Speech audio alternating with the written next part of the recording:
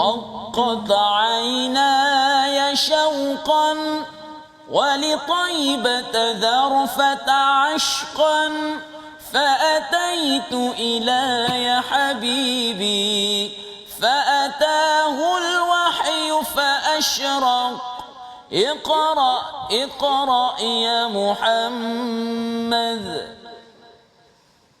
Assalamualaikum warahmatullahi wabarakatuh. Alhamdulillahirabbil alamin wassalatu wassalamu ala asyrafil anbiya'i wal mursalin sayyidina Muhammadin wa ala alihi wa ashabihi ajma'in, amma ba'.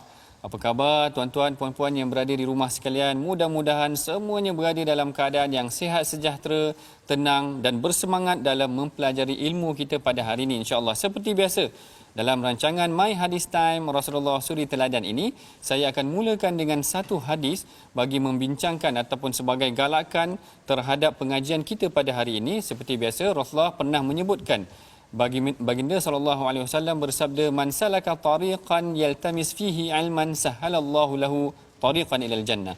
Sabda Rasulullah, barang siapa yang berjalan untuk menuntut ilmu, maka Allah Ta'ala akan mempermudahkan jalannya ke syurga. Mudah-mudahan pengajian tuan-tuan pada hari ini dipermudahkan, bahkan Allah Ta'ala akan memudahkan jalan kita untuk ke syurga nanti insya-Allah. Baik, seperti biasa bersama dengan saya Ustaz Husaini. Apa khabar? Sihat doktor. Doktor sihat Alhamdulillah. Nampak bertenaga tadi Nampak Ustaz bertenaga Husaini. sebab saya dengar tadi hadis mengenai ilmu tu. Masya-Allah. Kan sebab kita tengok penonton pun menuntut ilmu juga. Masya-Allah. Melalui dengan menggunakan teknologi yang ada sekarang doktor. Betul. Mudah-mudahan dengan pengajian kita pada hari ini Allah Ta'ala akan memudahkan kita jalan untuk ke syurga. Amin. Baik.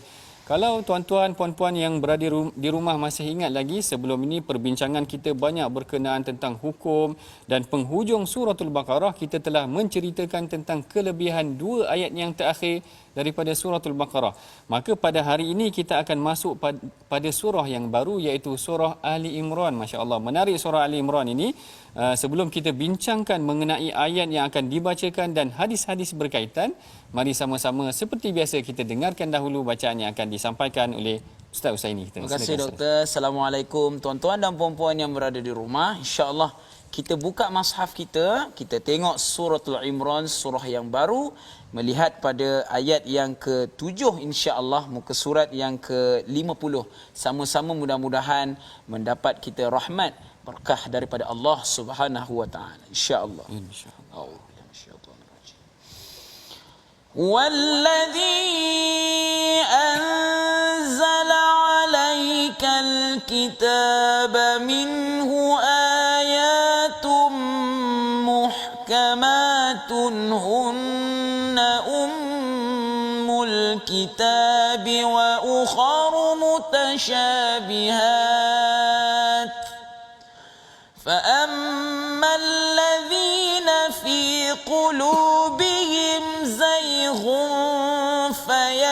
فيتبعون ما تشابه منه ابتغاء الفتنة وابتغاء تأويله وما يعلم تأويله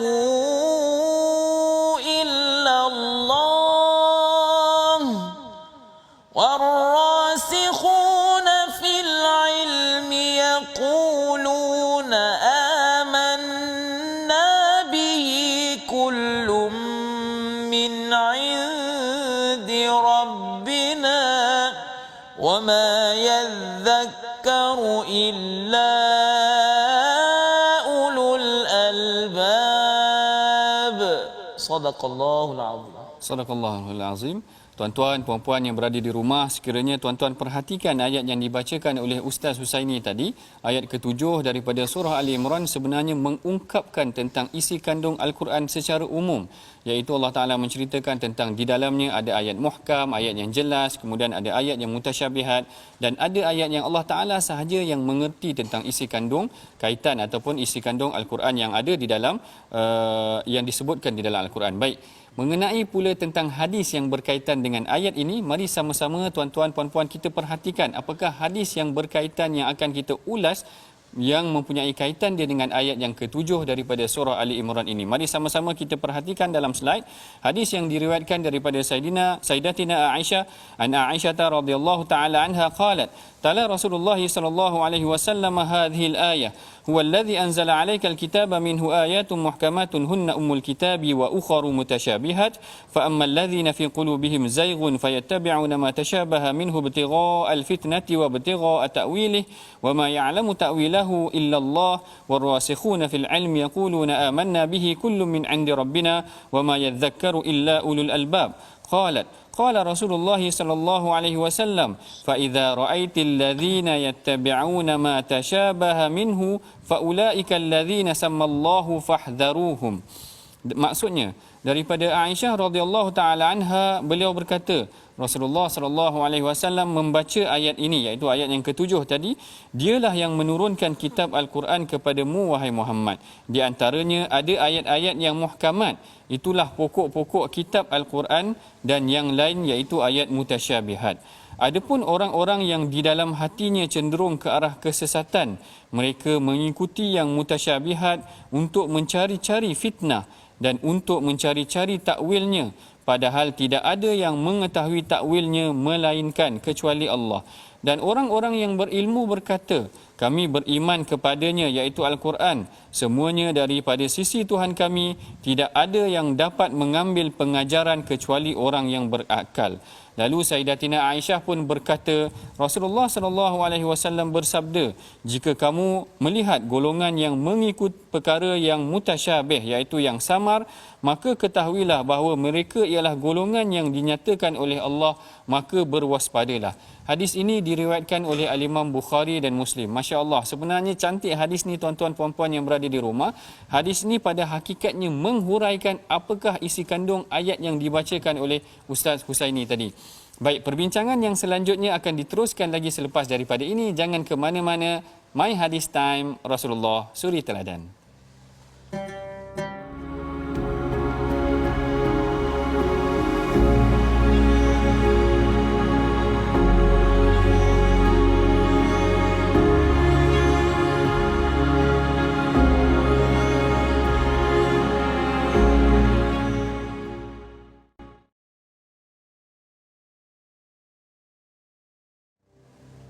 Alhamdulillah, tuan-tuan dan puan-puan, kembali kita sekali lagi dalam perbincangan topik kita pada hari ini, iaitu kita melihat apakah pesanan wahyu Allah Subhanahu Wa Taala yang diturunkan pada ayat yang ke-7 tadi dan hadis yang dibacakan oleh Dr. Sanusi sebentar tadi. Ya, doktor, kalau kita tengok hadis yang doktor baca tadi, setahu saya kita nak bagi tahu sedikitlah perawinya. Ya, perawinya adalah Sayyidatina Aisyah radhiyallahu anhu, isteri Nabi sallallahu alaihi wasallam. Ya, ini mungkin kita pernah bercerita tentang Sayyidatina Aisyah dan mungkin saya boleh recap balik. Tuan-tuan dan puan-puan, Sayyidatina Aisyah ini ada satu kisah di mana beliau berlumba lari bersama Nabi sallallahu alaihi wasallam. Dan ketika itu perlumbaan yang pertama dimenangi tak silap dengan Siti Aisyah. Dan seterusnya perlumbaan yang kedua dimenangi pula oleh Nabi sallallahu alaihi wasallam. Ada sedikitlah itu tentang Sayyidatina Aisyah radhiyallahu anha. Ustaz Husaini pernah lumba dengan isteri tak? Pernah, kebanyakan saya menang. Oh, baguslah. Saya tak pernah lumba lagi. Tak pernah lagi tu ya. Boleh cuba. Baik. Tokoh perawi kita pada hari ini, tuan-tuan puan-puan yang berada di rumah, adalah Sayyidatina Aisyah radhiyallahu taala anha, iaitu beliau adalah anak kepada Sayyidina Abu Bakar. Mari sama-sama kita perhatikan poin dalam slide yang telah kita sediakan mengenai Sayyidatina Aisyah, iaitu beliau adalah seorang wanita yang sangat pemurah dalam bersedekah. Ini poin yang baru yang kita sediakan. Yang keduanya, tempat rujukan, iaitu beliau menjadi tempat rujukan buat para sahabat sekiranya timbul kemusykilan. Dan yang ketiganya, beliau sendiri menyaksikan kesukaran keadaan Rasulullah ketika mana turunnya wahyu. Ketiga-tiga poin ini, kalau tuan-tuan puan-puan yang berada di rumah pernah perhatikan, ianya adalah poin-poin yang baru. Poin yang pertama, beliau adalah seorang pemurah, kerana ini diambil daripada apa yang direkodkan oleh Al-Imam Ibn Sa'ad. Al-Imam Ibn Sa'ad pernah menceritakan daripada Ummu Durrah. Dia kata, Sayyidatina Aisyah ni pernah aku bagi kepada dia beberapa ratus dirham. Maknanya orang sumbangkan dan dia diberikan beberapa ratus dirham. Tapi dia tak sempat nak tengok semua tu Ustaz Husaini, iaitu dia bagikan semua tu pada orang lain. Sehinggalah Ummu Durrah kata amma stata'ati fima anfaqta fima anfaqtu an tashtari bidirhamin lahman taftarina alaih. Ummu Durrah kata, tak boleh ke engkau ambil lah beberapa dirham supaya engkau boleh beli makanan untuk engkau berbuka puasa. Rupanya Aisyah ketika tu sedang berpuasa, diberikan sumbangan kepada dia, dia terus agihkan kepada orang lain dan dia sendiri tak sempat untuk memikirkan diri dia sendiri. Masya-Allah, yang ni yang diceritakan oleh Al-Imam Ibn Sa'ad tentang pemurahnya Sayyidatina Aisyah. Begitu juga dalam riwayat yang lain yang diceritakan oleh Sayyidina Abu Musa Al-Asy'ari.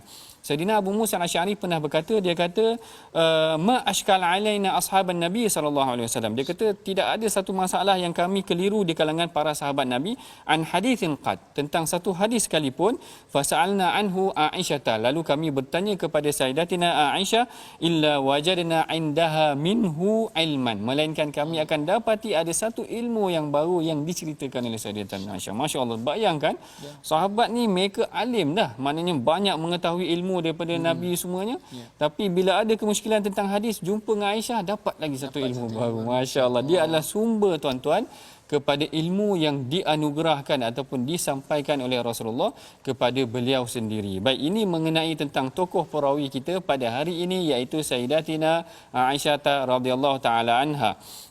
Baik, mengenai tentang hadis yang kita bincangkan tu tadi, kalau tuan-tuan tengok, sebenarnya hadis ni dia berkaitan tentang kumpulan yang mengikuti ayat-ayat mutasyabihat. Baik, yang ni saya akan ulas sikit apakah ayat muhkam, apakah ayat mutasyabihat. Dalam Al-Quran ada dua jenis ayat, iaitu ayat yang muhkam. Maksud muhkam ni maksudnya jelas. Yang ni yang disebutkan dalam surah Hud, Allah Ta'ala kata kitabun uhkimat ayatuhu, iaitu ayat-ayat yang telah di dalamnya dijelaskan, maknanya maksudnya jelas, ayat tentang hukum jelas dan sebagainya. Kebanyakan menurut mufassir, menurut ahli tafsir, kebanyakan ayat dalam Quran ni maksudnya kebanyakannya jelas.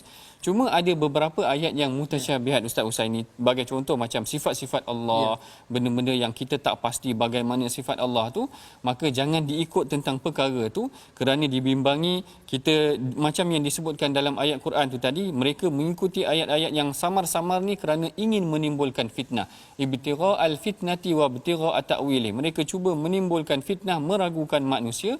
Pernah pada satu ketika pada zaman Saidina Umar, seorang lelaki namanya Subair bin Aisil.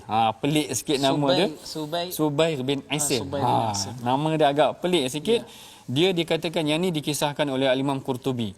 Dia suka bertanyakan isi kandung dalam Quran ni yang mengelirukan manusia, sehingga satu hari dia datang ke masjid ataupun dia bertemu dengan Saidina Umar.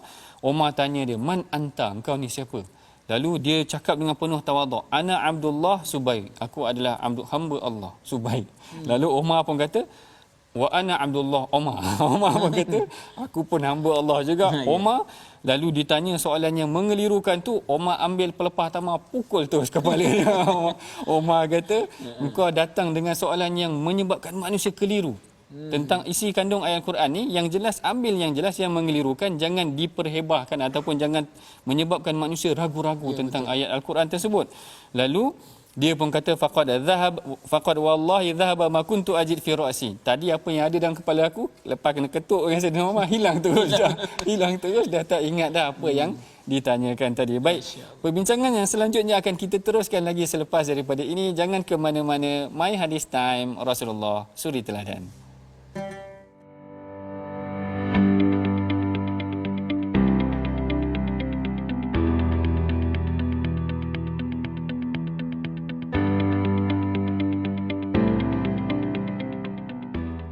Alhamdulillah, bertemu kita lagi dalam perbincangan mengenai tentang ayat-ayat yang meragukan, yang mana Rasulullah larang kita daripada mengikuti ayat-ayat yang mungkin boleh menyebabkan manusia berasa ragu-ragu dan sebagainya. Tadi kita dah tengok bagaimana Al-Imam Qurtubi menceritakan tentang Saidina Umar, bila mana datang seorang lelaki yang suka bertanyakan soalan-soalan yang boleh menimbulkan keraguan terhadap ayat Quran, maka diketuknya kepala orang tu sehingga orang tu mendapatlah pengajaran dia, taklah dia berani ataupun taklah dia bertanya mengenai perkara tersebut.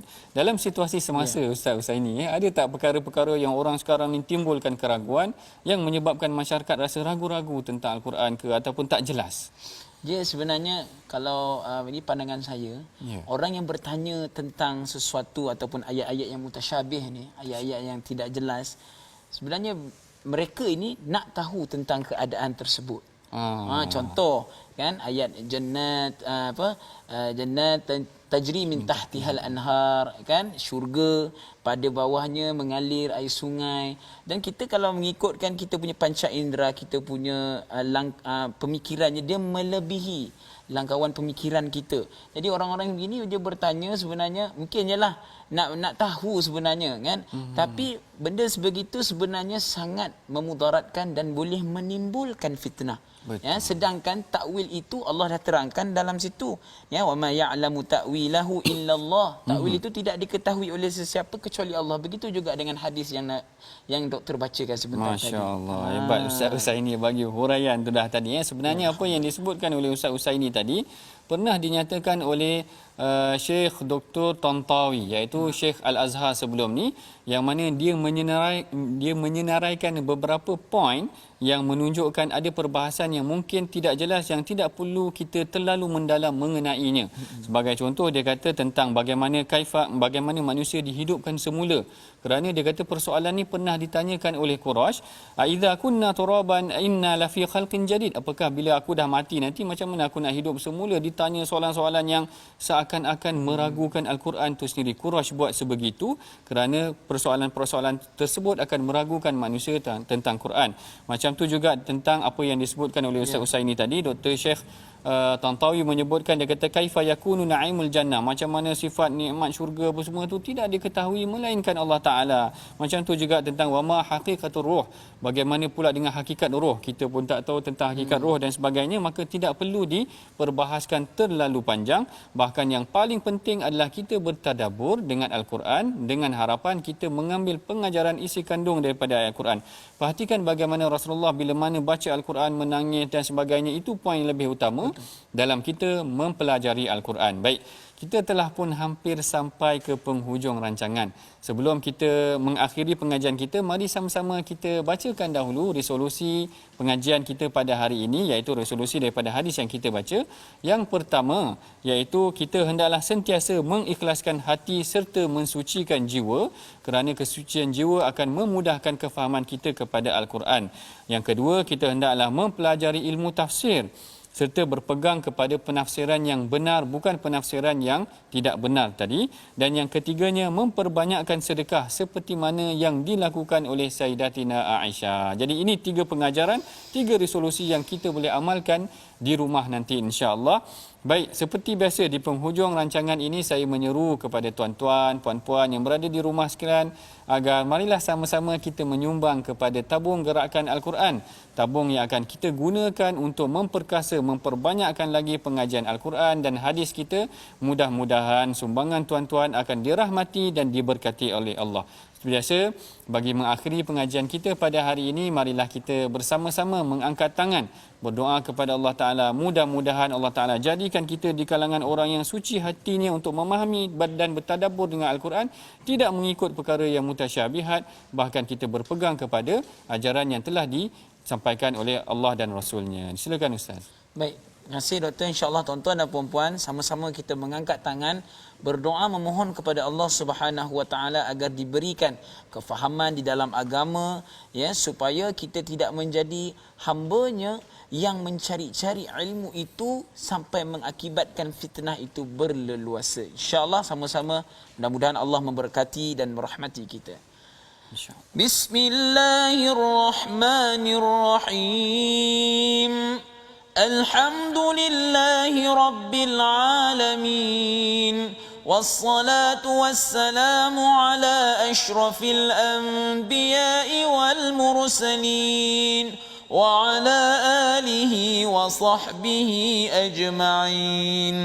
Ya Allah, ya Tuhan kami memohon kepadamu ya Allah, kurniakanlah kami kefahaman dalam beragama ya Allah. Jadikanlah hati-hati kami ini ya Allah faham tentang apa yang Engkau sampaikan dalam wahyu-Mu di dalam Al-Quran-Mu ya Allah. Ya Allah, ya Tuhan kami, jadikanlah hati-hati kami ini istiqamah dalam mempelajari setiap apa yang terkandung di dalam Al-Quran dan hadis ya Allah. Ya Allah, ya Tuhan kami, Jadikanlah perilaku kami ini sebaik dengan Nabi sallallahu alaihi wasallam. Jadikanlah akhlak kami ini akhlak yang terpuji ya Allah. Jangan Engkau jadikan akhlak kami ini akhlak yang dibenci ya Allah. Engkau Maha Pengasih lagi Maha Penyayang. ربنا ظلمنا أنفسنا وإن لم تغفر لنا وترحمنا لنكونن من الخاسرين ربنا آتنا في الدنيا حسنة وفي الآخرة حسنة وقنا عذاب النار وصلى الله على سيدنا محمد وعلى آله وصحبه وسلم والحمد لله رب العالمين.